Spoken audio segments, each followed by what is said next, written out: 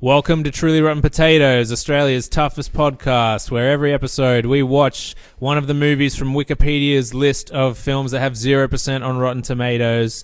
We can't say the word tomatoes anymore because we've been legally told not to.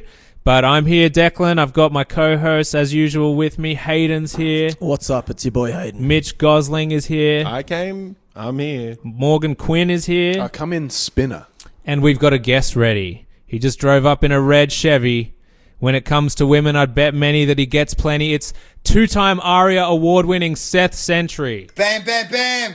Sprayed in the air like Glen 20. Hi, man. Oh. How you guys going? Oh, dude, we're going so well. We're in Canberra. You're in Melbourne. We're somehow making it work. I was trying to think of some clever rap names on the way over here today. Don't. We've got a Seth Sentry, which I just learnt was not spelt how I thought it was. So I went with Declan Decade. I went with Mitch Millennium. Of course. I like that. I'm Morgan Month. And of course, it's me, Hayden Helicopter. Yeah. But then, Very good. You could have Morgan Freestyle. He's also good. Oh, that's good. freestyle. Morgan Freestyle. But yeah, then I learnt that Sentry was actually spelt like Seth Sentry Gun, and that kind of made all those. It's the same spelling. Yeah. Yeah. Oh, it is? No, it's like a sentry gun. Yeah, Sentry gun. Yeah. Right. But not Century like 100 years. No. No. That's Century. Century. Exactly. So that's where I went wrong. So we watched a movie from, I think, 2007. It's called Redline. It's basically a car racing Fast and the Furious ripoff.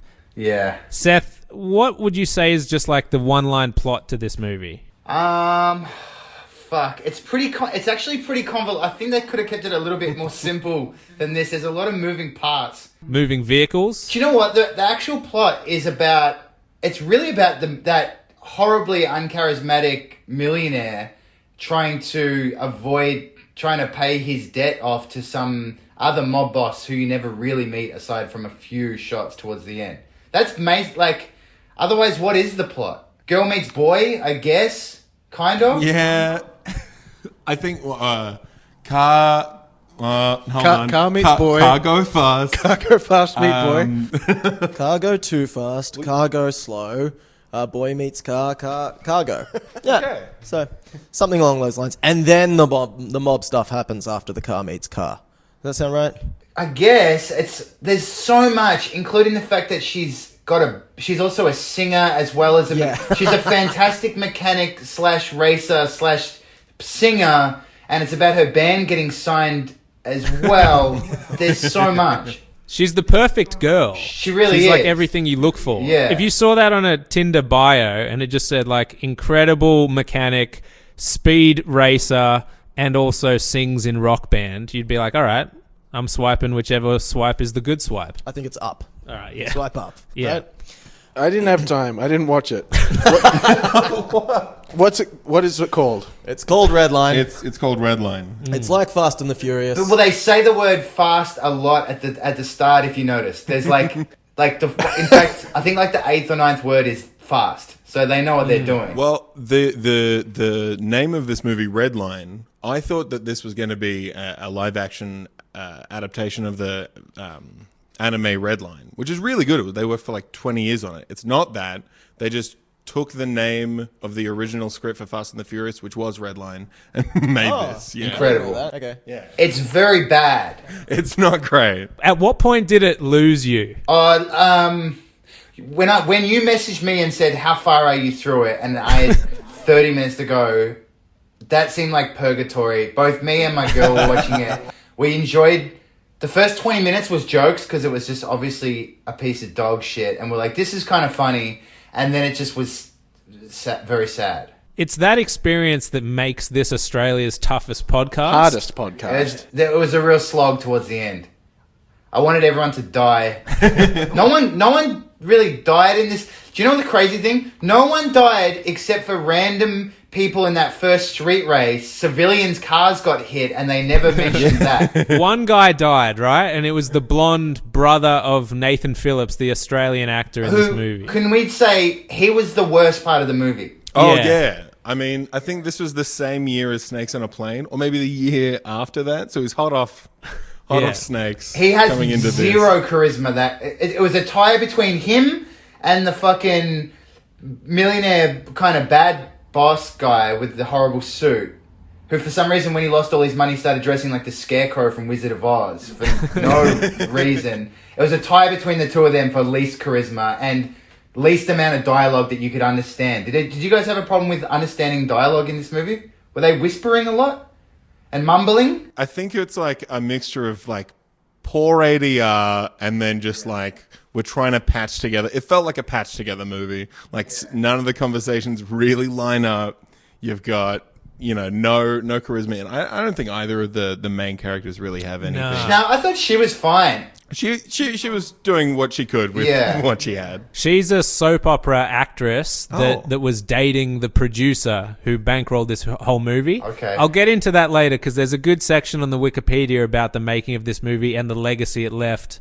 And it ties into the 2008 financial crash really well. Good. But basically, he put her in the movie as a way of being like, let's get you out of soap operas and into like big feature films. Yeah, that was a mistake. Yeah, she certainly looks out of place, doesn't she? She looks like she's come from a soap opera. And I guess she's also probably a singer in real life. And he was like, we'll showcase everything you can do. Yeah, Two birds, one stone. Yeah. We'll put a juggling scene in there, you know.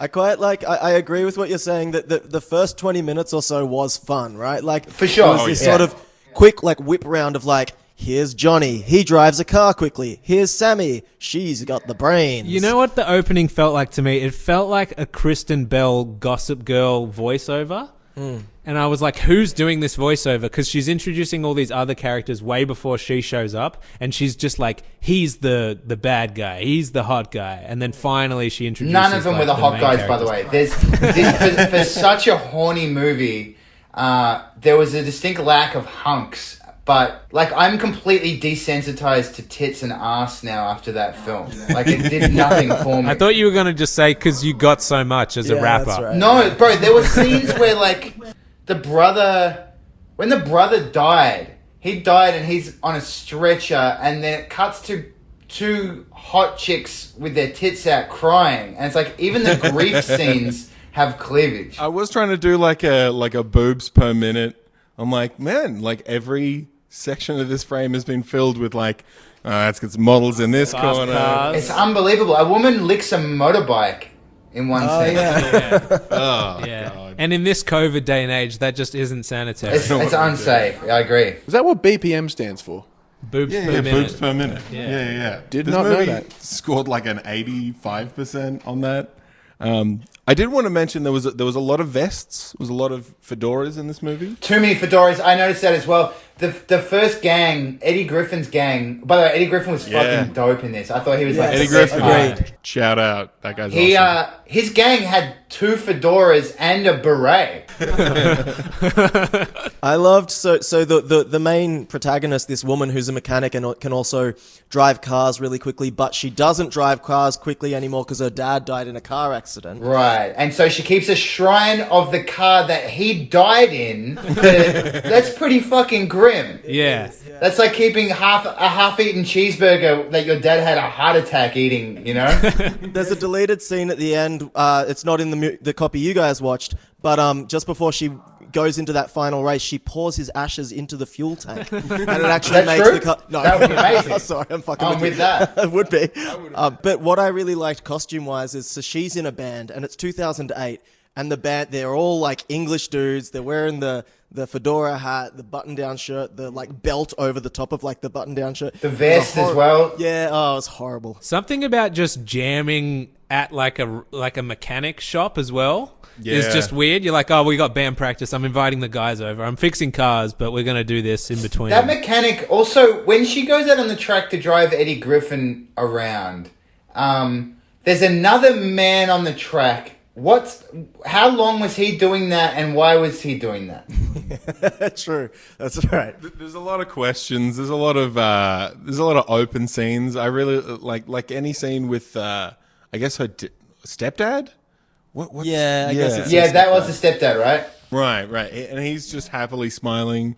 Like He was great. No real. I love him. So he was the hunk. Yeah, yeah, that was the hot guy.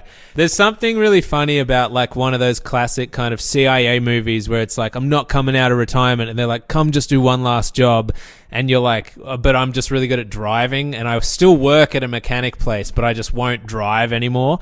That only works if you're not doing the thing that you love, so you're kind of depressed and you're like drinking a bottle of whiskey. But she was fine. She had a very successful mechanics, and she was an excellent singer with a band that were well on their way to the top. So what was the drama? Like, she didn't need to drive. So she was happy to drive. She just wasn't happy to be in a race. So there are scenes where she's like driving at breakneck speed where she could very easily die. But as long as it's not a race, she's not betraying the memory of her father somehow. Right, interesting. But what convinces her is like, I guess Eddie Griffin is like, I'll pay you millions of dollars. And she's like, no. And he's like, but I'll give you a record contract. And she's like, oh, sweet. Yeah, fine. I'll do it. She said, she's like, I'll think about it. And then the next shot, she's on the plane. Yeah. Are they trying to kill somebody? Is that No, they're just literally trying to race. So the movie starts off with Eddie Griffin and Angus McFadden, who's Robert the Bruce in Braveheart, and also the main guy in Saw 4. Yeah. And he's like an eccentric millionaire. They're having bets over car races, and so starts. Wait, is this the bad Gerard Butler? Yeah. Yeah. He's like a fatter, sloppier Gerard Butler, and he's also Scottish.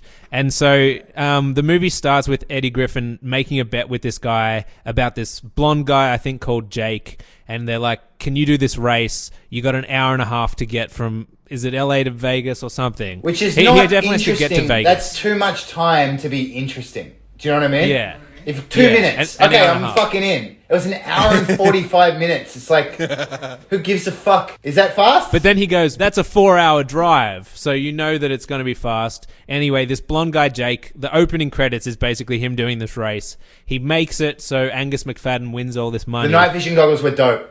That was sick. That was sick. Yeah. And they do this scene where like he drives past a police officer who's like, oh shit, who's parked on the side of the road or pulling someone else over, and then has to like a state trooper who has to follow them. And they do the exact same thing at the end of the movie to just perfectly bookend like this masterpiece. So is it all set within that hour and 45 Not minutes? at all. No, That's no. the first like 3 minutes That would of the be movie. good. That's a good idea. Yeah. Like if it was phone all booth. if it's all, what do they call that, where it's like the exact real time. It's 24. Yeah. What did he deliver? Well, he was delivering... Yeah, what? Drugs? Viagra. Viagra. Yeah, No, to Viagra. this Vegas millionaire who's like about to bone this chick. Played by the guy who is the fake Mike Brady... No, the fake... Carol's fake husband in the Brady Bunch movie 2. Ah, Who's that guy? the guy with the horse. Yeah. The guy who He's wants to some get the big horse. I like that guy. I can't think of what He's else from he's Drop in. Dead Fred. in the He's in Drop Dead and Fred he's in the West as well. Wing. All right. Anyway. So Hayden, this movie had some breakbeat in it. Oh, yeah. So did you like the soundtrack? At least? Yeah.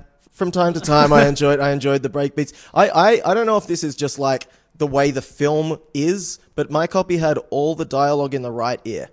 Same. Yep. Yeah, Okay. Well, yeah, there you no, go. that- So, did you experience that, Seth? Well, Did we're you- watching on a television, and we couldn't understand any of the dialogue from specific. She was fine, but Gerard Butler was impossible to understand, and Eddie Griffin was very charismatic, and we could tell that he was riffing, but we didn't know what he was saying either.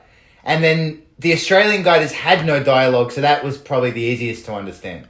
I think he had 4 lines. He was Jason Bourne. He doesn't like talking. Yeah, let's talk about that. So Nathan Phillips from Wolf Creek shows up. He's the brother of the blonde car racer guy, and he's in the army, and he's just come back from, I guess, a deployment in like Iraq or Afghanistan or something. Where he learned how to use C4. Yeah, that which is important, right? So his brother picks him up, who's like the hotshot blonde car race guy, and they have a small talk before there's an altercation. Like, Seth, how would you describe this altercation with these? Ridiculous. What? I can't actually even remember how. I just finished it and I've forgotten how it starts. Oh, the guy wants the car. He wants his car, right? Yeah. That's right. They're having like a pretty jovial conversation about it at first, but it quickly becomes like, It I'm going escalated. to rob you. Yeah. Yeah. And then Soldier Boy he threw a lot of. His basic go-to move, it seemed, when it came to combat was throwing things. Because he threw a cup at one man and then later on in the movie that switched to vases and chairs, and none of the fights in this movie seemed necessary. The fight at the pub seemed unnecessary. This one especially wasn't. And so Mitch had set this up to me as being a remake of an anime, which it turns out it was not. But so I'm watching it through the lens of, well, if this was animated and it was more like hyper over the top, I kind of get where this is going, and this is kind of funny, but now I find out that it's just a fucking stupid movie. No, it just sucks. So basically, the sunglass blonde guy pulls up in his red Ferrari to pick up his brother from the airport. This Asian guy comes up and is like, nice car. And then he's like, thanks. And then they basically get into this fight where he like shows a gun and he's like, maybe give me that car. And then I think he has maybe like 3 guys with him. And Nathan Phillips goes into like soldier and just starts, they get into a stupid fight and then win. There's and maybe drive like off. a car chase as well, or no? I can't remember. There's No, so many like not this small time. car chases. Not this time? Yeah. Okay. That's maybe one of the only times there's not a car chase It's a whenever missed there's some opportunity. conflict. And he's using his native Australian accent. He's doing an American accent. But there is an Australian accent, I think, in the film, but I think that one is fake, Yeah. right? That's good. I can't remember. I'm like, The guy, the racer that pretends to break his ankle, right, yeah. doesn't he have an Australian accent, or is that British? Yeah. It's so warbled. I have Yeah, no it's fucking bad. idea. And so Eddie Griffin plays like a music mogul, What's a his puff name? daddy.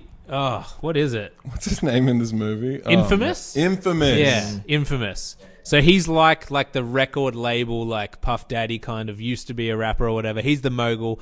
He knows the main girl, the soap opera lady, because he's got her to spruce up his car for the low price of $8,000.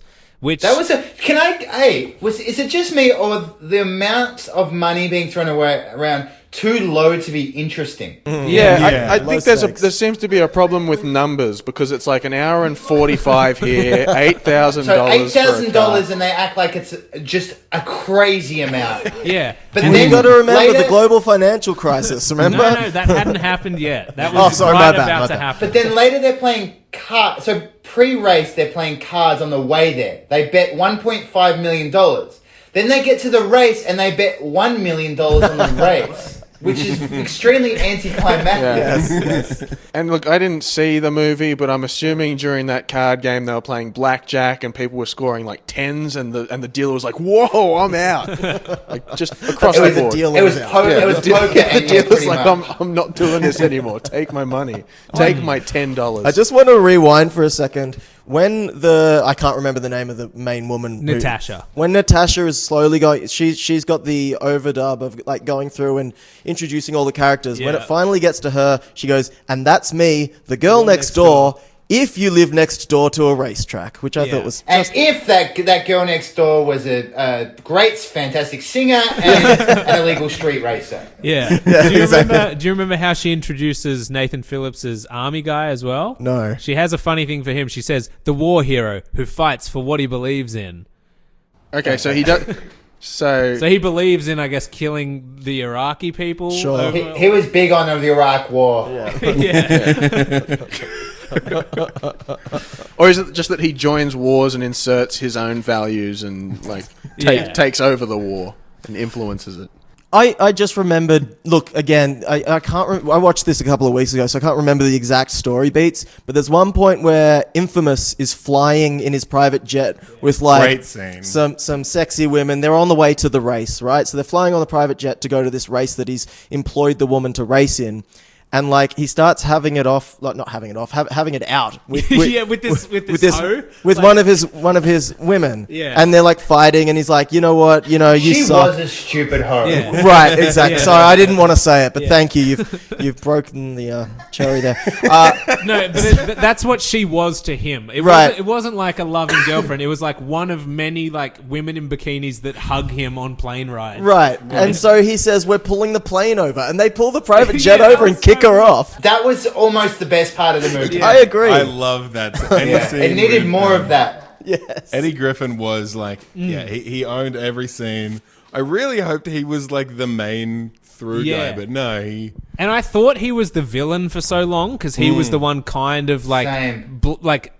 luring her into racing for him when she really He didn't should have want been. to. Yeah, but he was like better villain. just a guy that was using her and paying her to do it and stuff. Like, he wasn't bad or good. But yeah, this scene was so funny because it was like a transitionary scene that really didn't have to be in the movie at all. But you imagine that they started shooting it and then he's like improvising and stuff. And he's like, what if I just get into a fight with one of the girls and break up with her? And then she's like, they pull the plane over and it shows like this really funny kind of like CGI shot of the plane like landing on the ground in the middle of the desert and just like kicking this chick out. I loved it. I thought that was probably, the best scene. And I would love the idea that it was improvised and then the director went, fuck, now we have to actually do that. Yeah. You know? It's believable. Well, I don't want to get into financial spoilers, but how much was this movie made for? $8,000. Whoa! Wow. I didn't realize they broke Yeah. the bank on that. Well, I'll think that's a find lot the of money. budget. I'll find the budget. Yeah, in the latter half of our podcast, Seth, we really we do a deep dive into the financials. We spend about half an hour breaking down spreadsheets and all of this. So It turns into an audit. yeah, So this film was directed by like a stunty, a fight coordinator guy who'd done a lot of big films as a stunty, like Mission Impossible, a lot of Jackie Chan movies like Tuxedo. But this was his second film ever as a director and his last. What was this? What was his first one? I don't know. Oh, okay. Yeah, something even smaller than this.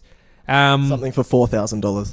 Yeah, there's also a weird scene where they're at a rooftop bar after they've gone to Vegas, and Nathan Phillips is there. He's had no connection to the Natasha character, so they've been setting up that Natasha's going to potentially drive for Eddie Griffin, but her dad died in a car crash, and she works at a thing.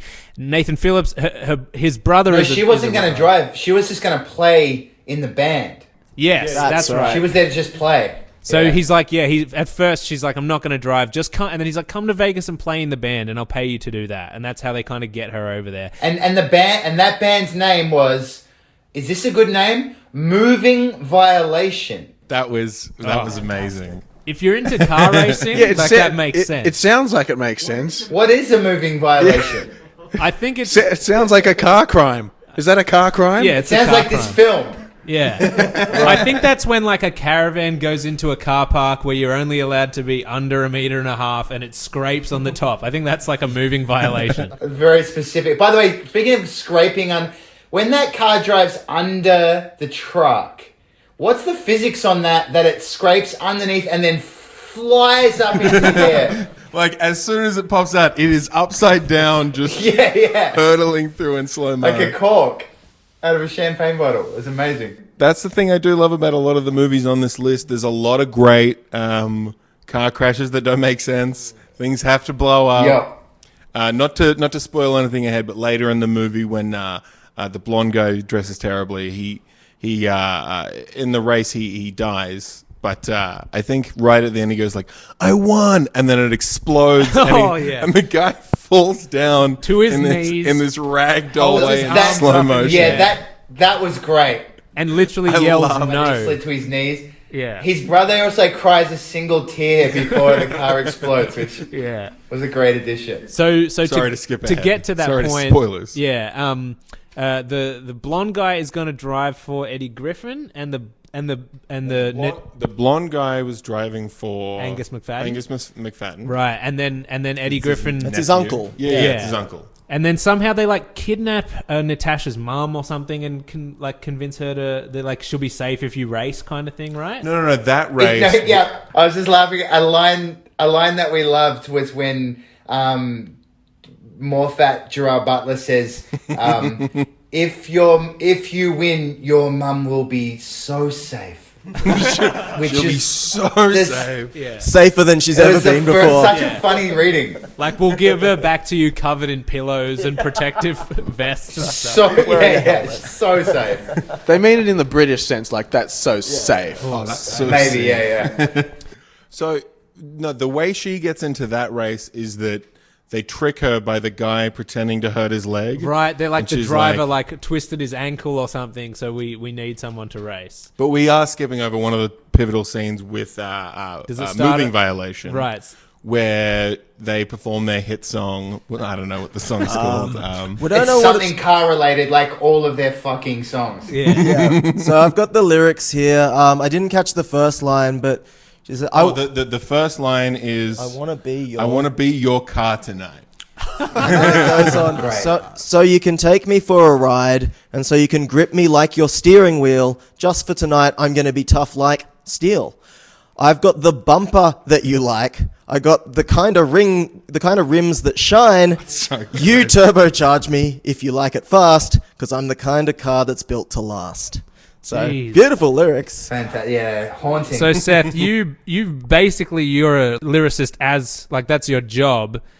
By trade. Oh, well, don't put me after that. Yeah. Can you punch those up? No, that's such a weird thing because I understand like the male version of a sexy car song where it's like I'm gonna ride you all night long, baby, and you get my motor revving and stuff. Like that's AC/DC. All their songs are like that. And it's like, are you having sex with a girl or a car? Because there's a fine line. But if you're the girl doing it and you're like, I am the car. yeah, I am the car. yeah, that's just such. Yeah, a she weird was thing. really anthropomorphizing the car itself. I felt like this was about fucking an actual car. Yeah, she's like poisonous gas comes out my rear end. Yeah. Fill me up with petroleum, all that Yeah, stuff. I'm never late. You can fry your eggs and bacon on Your me. retro expires next month. And this song mesmerizes Angus McFadden, who looks in her eyes and goes, "You could be my car tonight." Yeah. Wow. Okay. Well, she's asking for it, isn't it? Isn't she? With those kind of lyrics. Oh my god. Can you imagine being in the band where you're Racy. like, does every song we write have to be about car racing stuff? Like, I know that's your job, but could we do just a traditional love song or something? And she's like, no, my dad died doing this, and I'll She keeps bringing up the fact that her dad died. Yeah, and they're Will like, somebody "Alright, get yeah." in there? They And just don't Yeah, even bring it and up. I need to sexualize. You know, She's got multiple issues coming out there. So she's on this rooftop in Vegas, and she locks eyes with Nathan Phillips because they haven't met yet. They've had no connection. Oh, this is in the party. Yeah, I think this is just before it's in the a race, party yeah. scene, and then somehow that devolves into like there must be bad guys there. some guy's like, "Hey, do you want to get up and dance with me?" And she's like, "No, thank you." And he's like, "Motherfucker, you dance!" And grabs her and like pulls her up. Yeah, okay, and then that starts another car chase. So Sure. that one does end with, I guess, everybody running downstairs, getting in their cars, and like speeding through the streets. Yeah, a lot of chairs, a lot of vases get thrown. I think he jumps through like fire. Well, because and then as- like dive rolls off a roof. As we've already established, Mr. Army Man fights for what he believes in or something, Yeah. so he had to defend her. Yeah. That's right. Yeah. So all the car races and car chases are organic. Like that. I mean, it sounds like they're. Well, it's like what would happen in real life. Yeah, Yeah. yeah, Right. absolutely. I just want to say also, like, so the NOS thing happens in this film that I think happens in Fast and the Furious, where they press the NOS button and then it goes into the car and follows the NOS going through the tubes, and then the car it ignites explodes. and then it goes real fast. Is that a thing that happens in lots of other movies?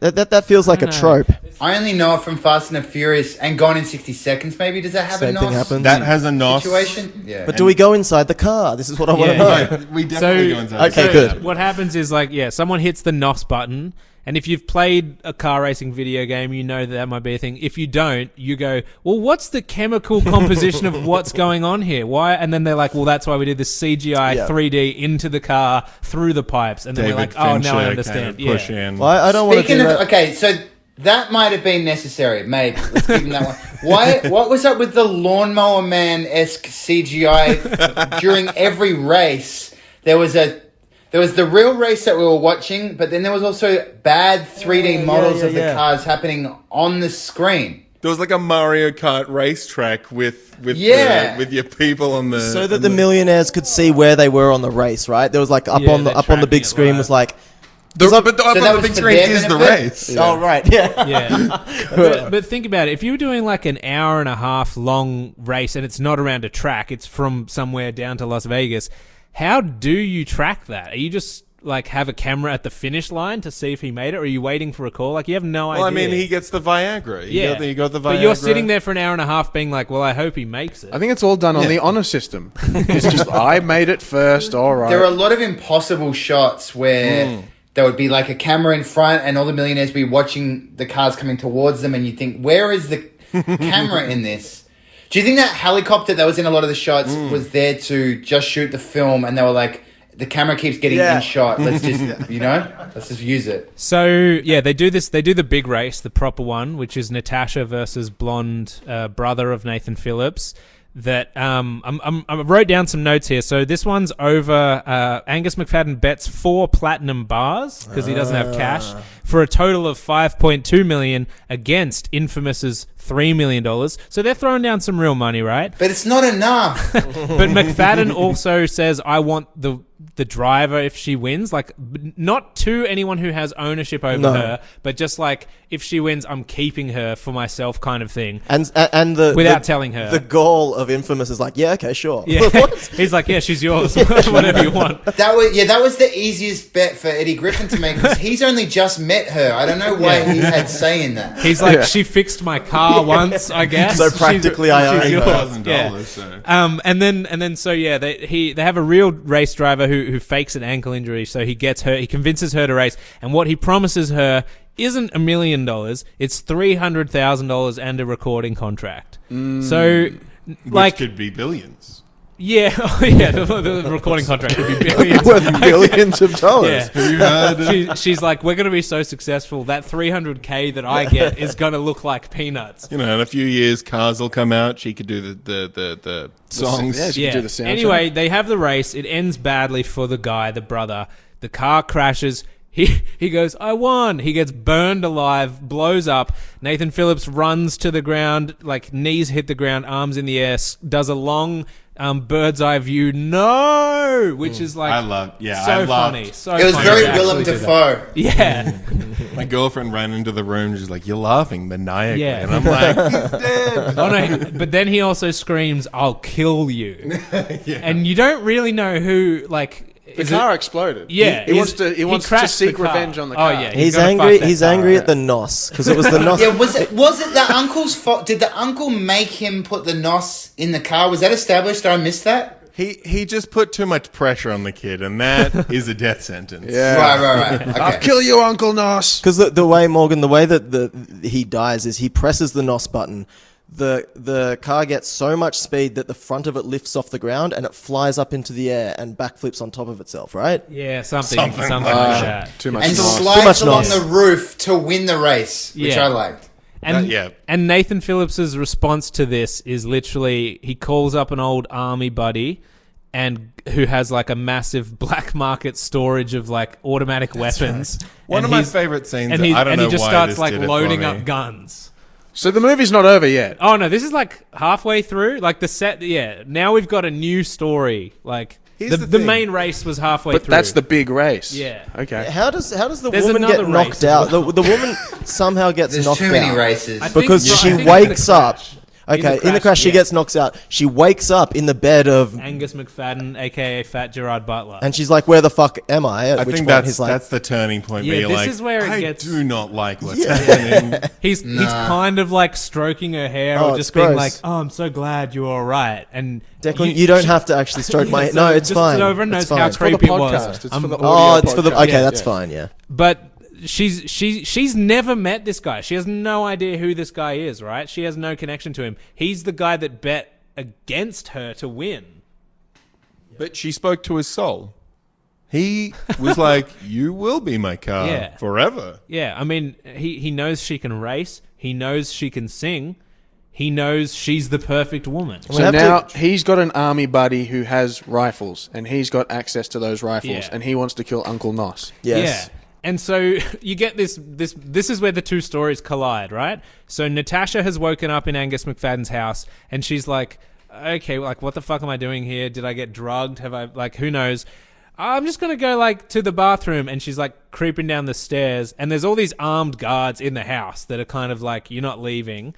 And at the same time, Nathan Phillips like is creeping around the house with his guns ready Snapping to like, necks. yeah, to like snapping security guard necks. And then they run into each other, and he's like, "Oh, I guess I'll save you. You look like you should not be here either. Like I was gonna go So kill he all kind of these just people." gives up on the plan, right? Yeah. He rocks up and goes, "Oh, I'm horribly unequipped to do this. Let's get the fuck out."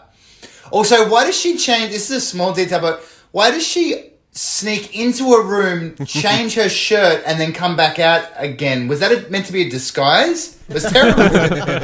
It doesn't work on literally anybody. Well, the other thing is that he goes in there with like 2 semi-automatics and like grenades, and he's fully loaded. No, I don't think a single Uses person none of gets it. shot in this movie. No, he throws a vase. He throws a vase at one. Oh, the creepy thing that Angus McFadden says when she wakes up in his bed, he goes, "You're not going to disappoint me, are you?" And then he also goes on to say, "I'm completely dedicated to you." So that's a lot of pressure. His whole vibe was like, I'm making this up on the spot. Because there was also this weird choice that they never really leaned into, where he had this kind of Eastern kind of like spirituality thing going on, where he had a bunch of like bikini chicks doing yoga on the front lawn, and he said he was like against worldly possessions sometimes. Right, yeah. But then also had platinum bars. Well, as soon as, and bought women. as soon as he had Natasha, he could just go out the back, dress up like, the end of Godfather, where he's like really old, just kind of in a robe and just burning cash. But why? Like, he's still competing in these races, which he still has to bet. Well, no, that was the counterfeit. There was a whole nother story where he tried to pay back a mob. He loan ripped with off a guy. money. Right. Okay. I missed that. I was lost in the sauce. So Angus McFadden has like either a guy who's a boss or who's bankrolling him, the person he got that Viagra to, who like owns the cars, who owned the red Ferrari that got exploded, and he's the one we see playing poker, and then he wins $1.5 million of a hand, and he's like, I can, get a new Ferrari now, like that just got destroyed. So they go to a casino? Is that? No, it's just like a high stakes, like backroom poker thing. Because I reckon you put a casino in any movie, I'm interested. Yeah. Like straight away. For sure. Most interesting location. But every hand. But I'm interested in car racing. This was the least interesting car racing I've ever seen. In movies, every poker hand comes down to like the final card in the river or whatever. It's never just like, oh yeah, I had pocket aces from the start, like I won this hand easily. It's always like, I've got nothing. Oh, but if I just bet everything on this, the chance that I get like a royal flush, and then they always happen. That's what happens. Wouldn't that be a cool movie though, like a James Bond movie where you can see from the very beginning he's got a royal flush. The music's very tense, but we as viewers know like he's got this in the back. And that sort of reduces the anxiety on you as a viewer, Yeah. which I think Yeah. is calming, because sometimes I get a bit stressed out in these high stakes situations. It comes out that Martin McFadden, what the fuck's his name? Angus McFadden. Angus McFadden's Jeff from Saw. Jeff from Saw owes Morgan had a good name. Uncle Nos. Uncle Nos. Yeah, Uncle Nos. Uncle Nos owes a bunch of money to some other mob boss, and that's he's the like, all counterfeit right, money stuff. right. He's And ripped this guy I don't off. know if this is a joke, right? But there is a line where one of his goons says like, "Hey, why don't we just counterfeit more money?" And he says, "Counterfeit machine is broke. We can't print more money." Is that a real line from the?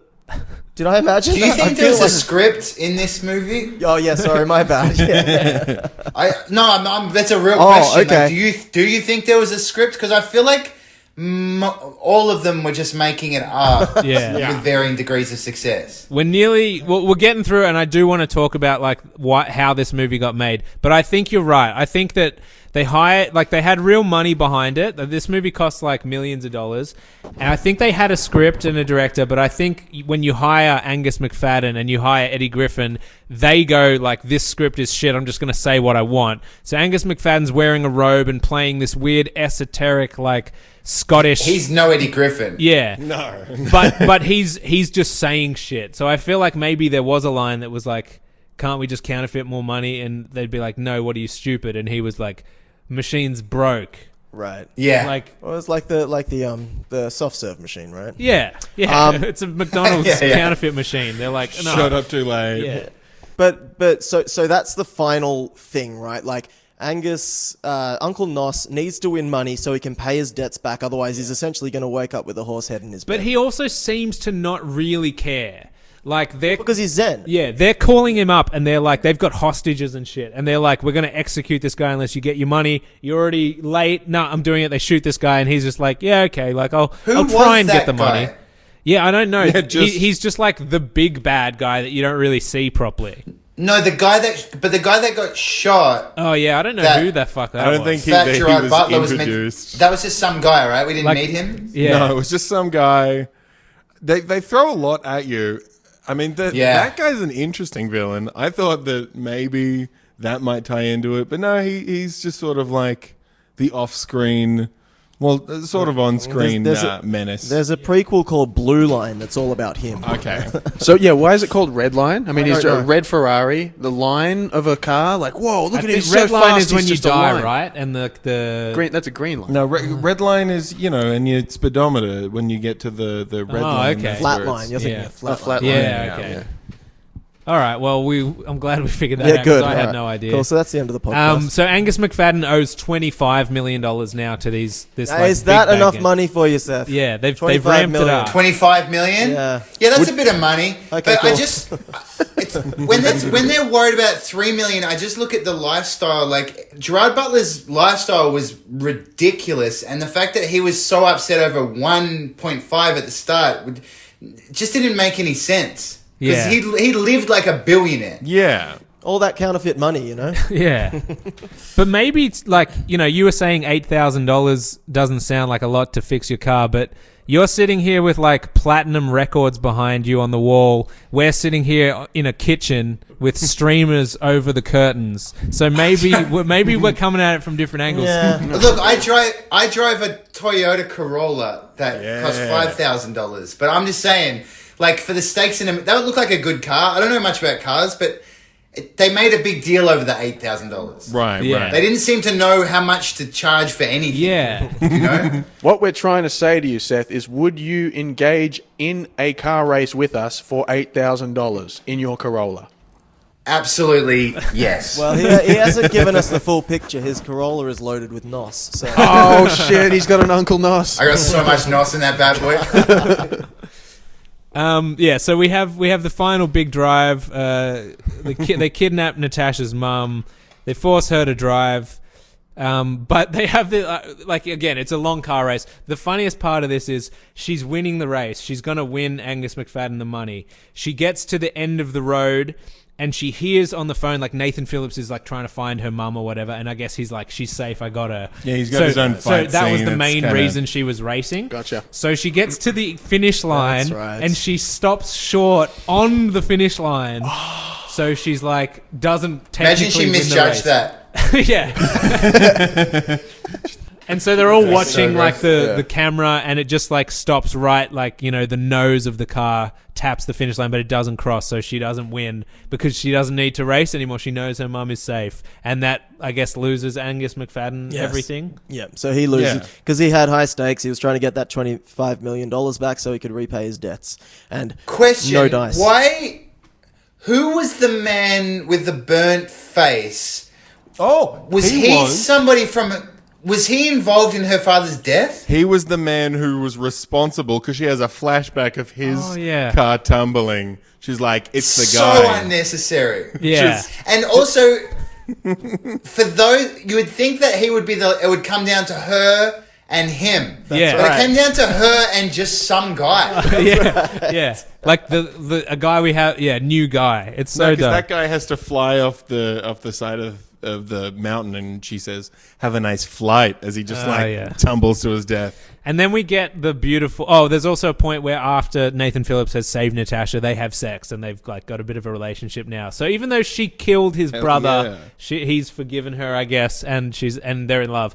Anyway, so the race ends, the movie's over, and you know how there's always like 3 minutes at the end of a movie that's like, here's how they lived happily ever after. Like, let's wrap some stuff on. This one was really funny to me because it's like, I don't remember if it's a literal newspaper spin in or if it just shows like someone holding He's a copy of holding Variety magazine, like the and on the front of entertainment it news is, in America. moving Variety. violation. Yeah, and Who it's would have just thought? yeah, and it's just front like cover of Variety. she's a platinum selling artist now. Like that's she's a famous singer.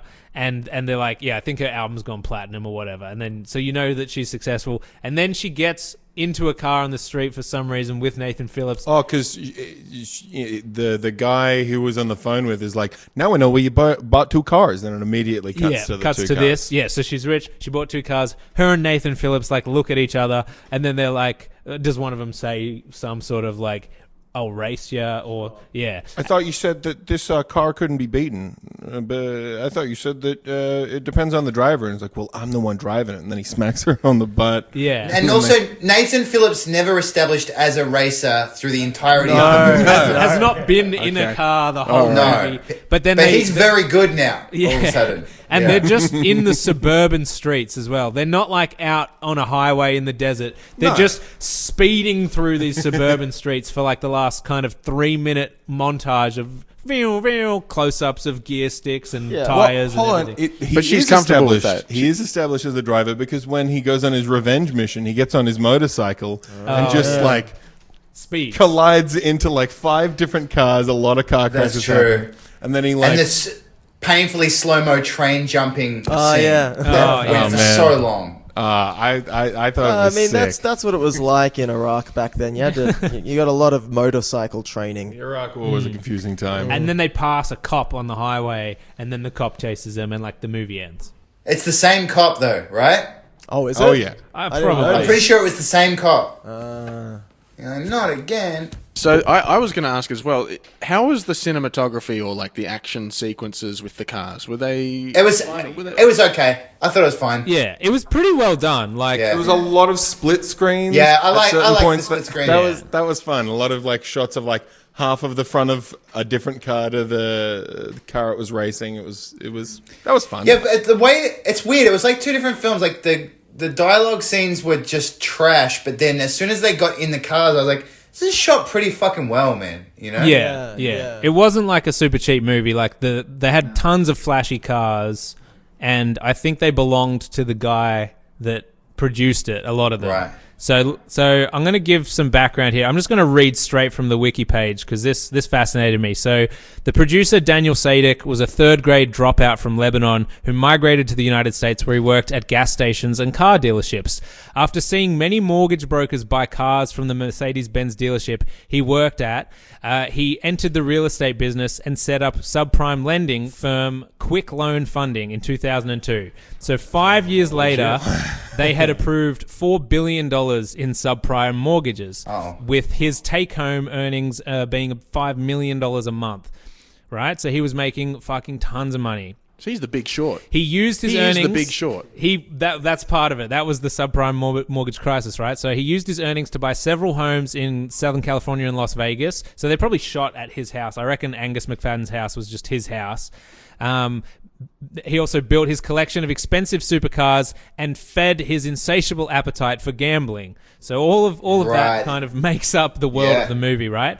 Now, during this time, he was engaged to the soap opera actress Nadia Bjorlin, who is the main actress in this, and using his lending firm as his source of funding, he produced this film to show off his car collection and help his girlfriend break out from the soap opera scene. So there's a second part to this, obviously, but there's also just a fun part where in March 2007, Eddie Griffin participated in a charity race at a speedway to promote this film using an Enzo owned by Sadek. During a practice run, he lost control of the car, crashed into a concrete barrier. He walked away unharmed, but destroyed a $1.5 million supercar. Oh my god! And then he was accused of doing it as a publicity stunt. and he lashed out at reporters who were like, "Did you just do that to promote the movie?" And he to which he responded, "I'll pull this goddamn airplane over and kick you out." Yeah. So the legacy section of this film is the CNBC did a special called House of Cards, all about like the financial crisis and the crashing of 2 $500,000 cars for a single scene in this movie is cited as a direct example of the excess of the pre-crash subprime loan market in the mid-2000s. So his loan funding place had long since crumbled following the film's release, and the expected profits from the film were heavily borrowed against. So, like, this movie really just helped continue to fuck him over. He lost his escrow, his lending licenses, and over a dozen cases revolved around him. He was sued by Bellagio and Wells Fargo over unpaid debts and repeated cash advances done at gambling resorts worldwide. So he declared bankruptcy like 2 years after this movie came out. Wow. And Of Vanity course. Fair listed this guy, Sadek, as number 86 in their 100 people to blame for the economic crisis, dubbing him Whoa. Predator Zero in the subprime mortgage Oh game. my god! Wow. That's incredible. He's a Big Short. So we watch these movies that are on the 0% list, and you're always like, how did this get made? Like, how badly did this do? How much money did it lose people? We're gonna have to bleep that. Yeah, this lost this guy a lot of cash. It's copyrighted. and destroyed him. So yeah, fun story. So when you watch it, you are watching a car wreck in slow motion. Yeah, a little car crash. Amazing. I kind of wish... I'm wondering if I wish that I knew that going into the film, like if I would have watched it in a different way. Yeah. I think it was good going into this, going all right, Fast and the Furious, and going Yeah. That's what I thought as well. Do you reckon when they made it, they were like, we're going to have 9 sequels to this movie, and we're going to be like... Because Fast and the Furious movies still make $1 billion. But how did they think that... Because everyone was so rubbish. Apart from Eddie Griffin, who was good in this film? Yeah. Oh, there's got to be someone. Yeah. I feel bad for Nathan Phillips, because he went from Wolf Creek, which is like a small Australian film. Right. After that, he did another Australian film called Dying Breed, which had Lee Whannell acting in it, and it's about like Tasmanian tigers or something. No, it was about Tasmanian inbred people who cannibalize people who go into the forest. Great movie. And then he got to do this movie, and what was the other one we talked about? The other American movie that he did around Snakes this on a time? Plane. Snakes on a Plane, right. So there Best was a movie point ever. where he was really cracking, and he's very similar to Sam Worthington for me. I feel like these two guys, they look real similar. They kind of fill the same role of Australian But his actor. acting was very bad in this film, and he had zero charisma. When he first meets Nat, remember when they're at the race, and he kind of just walks up behind her and just kind of stands there, and they didn't give him a line, so he just stood there until she acknowledged him, and then she kind of just talked at him for about 4 or 5 lines, and that's why I think there was no script. Yeah. They're like, you just got to look hot, Yeah. man. Yeah. You just got to be like, you got to be there for her, but not like talk. No one likes that. Yeah, just It was like she had dialogue, but nobody else did. Because I never really had a problem with her at all through the whole film. She was fine. No. I felt like this was like her moment to shine, and they gave her everything that they could possibly give her. No weaknesses. No weaknesses. She's Nah. she's the Ray Skywalker of the. I wonder if she's still with that Sadek guy. I hope so. Has she been in other stuff since? I mean, I would doubt that. I don't let think me, any let big me do things. a quick I check. think just Right. like small things. And these movement violators, were they playing like full songs or like enough They to make play you... like a full song at So, one point, and it yeah. and it was Yeah, really I think they poorly played a mixed. couple. Yeah. All car related, which would wear thin for an entire album, you'd think. So should we just go through and give it like a rating out of 10? I think we've. Unless does anyone have any thoughts they want to throw in or discuss before we just go to our ratings? No, I'm keen to hear some ratings and give it my own. Yeah. I'll give it my best. My only thing, I like the scene where he got all the guns. He's like, "You still in business? Can you give me guns?" Like, "Do you want to talk about it?" He just keeps asking him, and he's like, "No." And he's like, "Well, that's cool with me, friend. Do you want to? What about my hair? Do I look nice? You look good." And it's like, oh, no, I thought that was sweet. I only had one question. It was, how come at the race, for one scene, the Elvis Presley impersonator was such an instrumental part of the film suddenly? I was just wondering what his role was, because at first I thought he's just an Elvis impersonator, but then he was really putting the screws into the other races and making sure that things were running smoothly, and it's like, is this his event? Yeah. Why is... It seemed that way. So yeah, so in that last race, there was an Elvis impersonator who was almost like He was like the MC. the MC of the event. Yeah, He's like, but he's also like, you guys better get your shit together. You need a driver. You need to fix this fucking car. It's like... and I think Eddie Griffin had another awesome line there where I think Eddie Griffin lost a race or something like this. And Elvis is like, he was also the guy that had to make sure that the payments got made between like losing parties. And Eddie he's Griffin, the king. Eddie Griffin turns to him and is like, man, ain't you dead? I like that. Oh, all right, Mitch. What do you give this out of 10? And do you find it truly rotten? And we should say, for Seth's benefit, we've watched like 30 of these films, so our baseline of what a film is might be off compared to yours. Right. I mean, I've watched a lot of bad movies before. This one, I think usually though the difference is when you watch bad movies, you kind of just tune out, drink some wine, tune in every now and then and go, oh, that was a piece of shit. Yeah. To have to watch this so goddamn closely to then do this podcast was fucking excruciating. So that's where we get our reputation as Australia's toughest podcast. It's the hardest podcast in Canberra. yeah, that will factor into the rating. Absolutely. Well, okay, so I think this movie, it's hard for me to rate these movies because I'm not rating them against every movie, but against like a Fast and the Furious and like a Ballistics X vs. Ever. I don't know. This falls. I was originally going to give it an 8. I'll be honest. But then when I was having fun.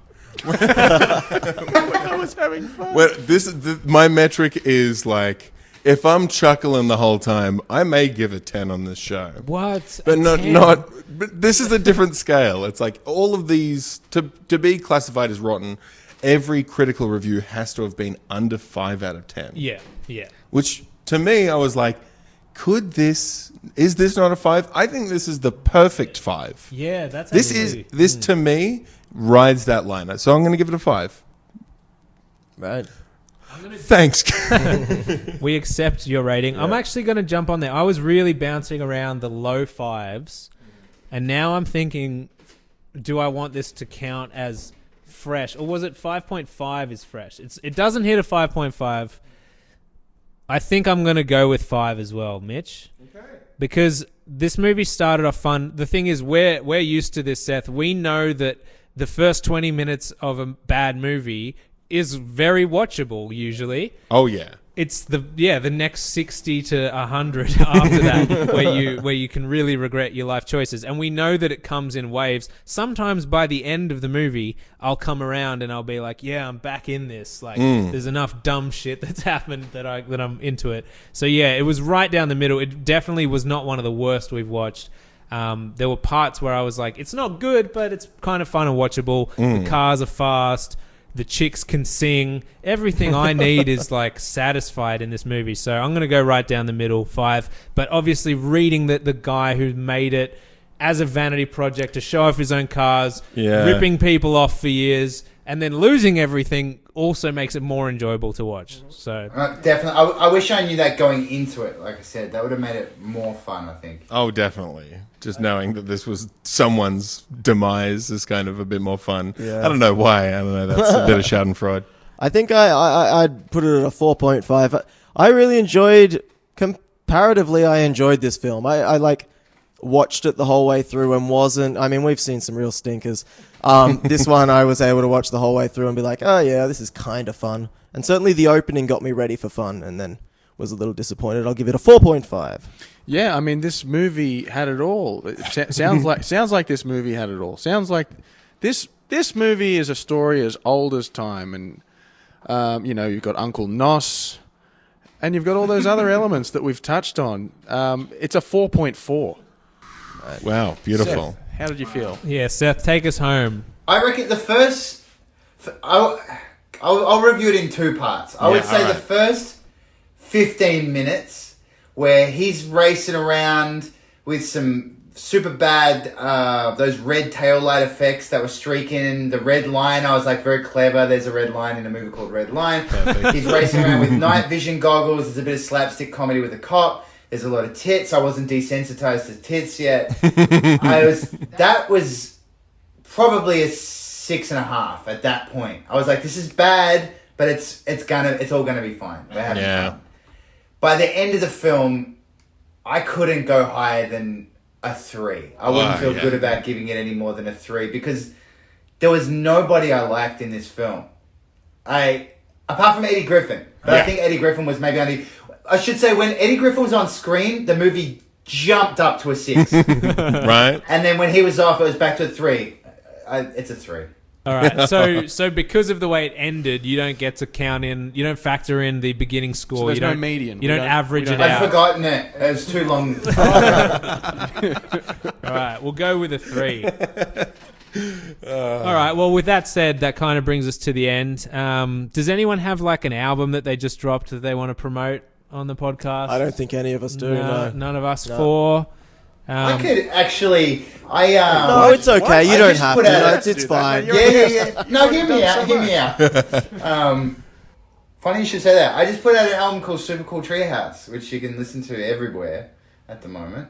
And there's also a rap tour. I think you call it a rap tour coming up in August, so you can buy tickets from SethSentry.com. Hell fucking yeah. And so was this, I assume this album was made just the way you make all your albums, just, writing songs, spending a lot of time kind of killing yourself over Wow, them. I'll stop you there. Okay. Usually, yes. Usually I would say yes. But this one, I actually made the entire thing in 10 weeks. I wrote one song every week, and a lot of the beats were sent in just by fans and producers that had only really just kind of started. A lot of amateur production. And so it's a different way to write an album, but it's I'm very, very happy to have it out. So how does it financially work? Are you just paying a flat rate to use the beat, and then when you turned it into an album, you're like, hey, dude, I already own the beat. I can do whatever I want with it. I paid you $20 No, that during would be clever. quarantine. I just basically people just sent me the beats to my email, and I just kind of chose ones at random, and we worked out the back end. Oh, yeah. Now, Seth, Jimi Hendrix, the Yes. Blues Brothers, the Spice Girls, Seth Sentry. Yeah, moving violation. Moving violation. Keep going. Is rock and roll dead?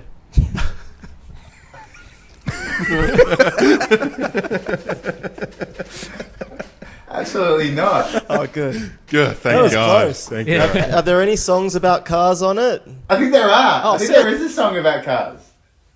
I say I'm putting spikes on the rims of my car for the upcoming death race. There's some death race lyrics. Some bars about cars. Bars on There cars. we go. All right, and for people that either have never heard your music before but are like, if I hear a guy on a podcast and he sounds cool, I'll definitely buy his album blind. Can you give us For just sure. one good line from the album that would like convince someone to buy your album? I'm good at. There's a part where I go, I'm very good at rapping, and I say that quite a lot actually. that's a theme that I come back to time and time again. Well, if it's true. And you mean it, Yeah. right? You're not saying it facetiously. Sometimes I mean it. Yeah. Yeah. Now, before we go, I For a lot of other times, it's covering up a deep-seated insecurity.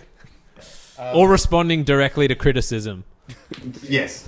My mum asked me, and I promised her that I would say hi for her. She's a very big fan. She lost her mind a little bit, so shout out to Kim. What's up, Kim? Yeah. Hey, little Now, shout when out. you Little say she shout lost her out. mind, do you mean she has like? Oh, she's severe gone. mental Yeah, health we had illness? to lock her up, throw away the key. But hey, I'm so sorry to hear that. I'll send her the tape. So she's like, I'm hearing voices. Rappers are talking to me on podcasts. Well, she listens to everything on cassette these days. Okay, so, yeah, so sweet. she'll be fine. So you got vinyls coming out, Seth? Yeah, we're going to do vinyls in 3 months. Vinyls take forever to get printed. Yeah. So 3 months' time, we'll do some vinyls. Don't you think it's weird that we've lived through the time where like our parents had vinyls, we went through cassettes, we went through CDs, and now we've seen CDs die and vinyls came back? CDs. Dude, I didn't even print CDs for this album because there's literally no point. I would buy one. If you made one, What would you I do would with buy it though? Do I you have would a CD spin it. player? I got a He'd CD just put player. it on his finger and he'd spin I'd be it. spinning it all day long. I like the way that it refracts into my eyes. I don't think I even have a CD.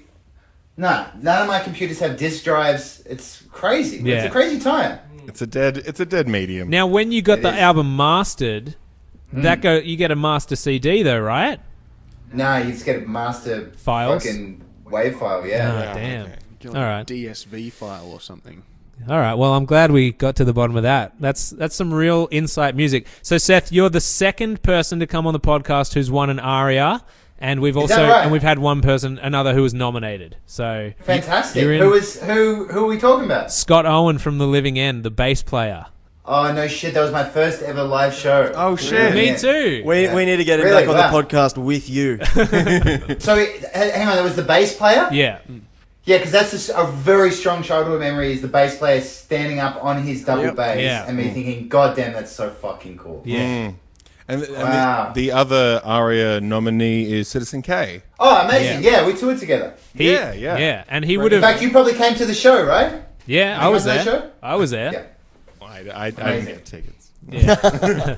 His mum wouldn't buy him tickets. My mum wouldn't buy me tickets. She's like, "It's only for me, all right? I only have one." And we had the Blues Brothers on that time as That's well. right. And Jimi Hendrix. Dan Aykroyd and John Belushi. All right, thanks, Seth. No problem. Thanks for having me, man. This was fun. Oh yeah, you you're so also much, man. you're streaming on Twitch a lot now. So people know you as a rapper. Yeah. Some people might not know you, but you're a Twitch streamer. Yeah. You're a video game aficionado. Yep. You're a former pop vinyl collector. Yes. Recovering. And then you're a current bodybuilder. Does that sum it all up? That'll do it. Can I ask, what are you playing at the moment? I'm playing a game called Hades a lot. Oh, I need to Okay. play that. It's fantastic. That's on my list. And just hanging out for Halo Infinite. That's really the. Hell yeah! I think it's free multiplayer now. Oh my It's God, it looks they're amazing, Just putting dude. that shit out. It looks sick. I'm so excited. You ever tried Solitaire? I have, yeah. I was a big Solitaire fan. That and Minesweeper is the ultimate. Hell yeah. Love that. Gonna have a Okay. pretty meaty graphics card for those. Oh, dude, especially when it bounces around the screen at the end. Oh. Could have a quad core. Yep. All right. Cheers, Seth. Thank you very much. Thanks Thanks, so man. much for That was coming, awesome. man. Cheers.